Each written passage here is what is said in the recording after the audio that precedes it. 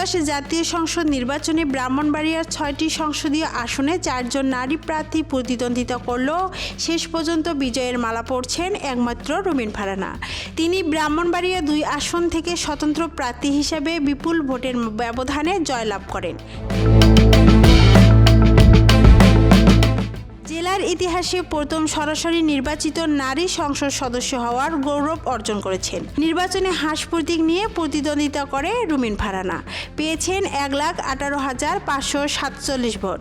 তার নিকটতম প্রতিদ্বন্দ্বী বিএনপি জোট সমর্থিত জমিয়তে ওলামায়ে ইসলাম বাংলাদেশের প্রার্থী মাওলানা জুনায়েদ আল হাবিব খেজুর গাছ প্রতীকে পেয়েছেন ৮০,৪৩৪ ভোট। প্রায় ৩৮,০০০-এর বেশি ভোটের ব্যবধানে রুমিন ফারহানার বিজয়কে করেছেন আরও তাৎপর্যপূর্ণ। বিশ্লেষকদের মতে রুমিন ফারহানা এই বিজয় কেবল একটি আসনে জয় নয়, এটি ব্রাহ্মণবাড়িয়ার রাজনীতিতে নারী নেতৃত্বের উত্থানের প্রতীক।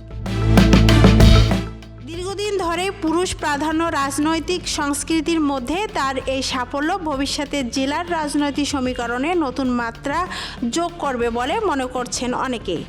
সব মিলিয়ে এই জয় ব্রাহ্মণবাড়িয়ার রাজনৈতিক ইতিহাসকে নতুন অধ্যায়ের সূচনা হিসেবে বিবেচিত হচ্ছে।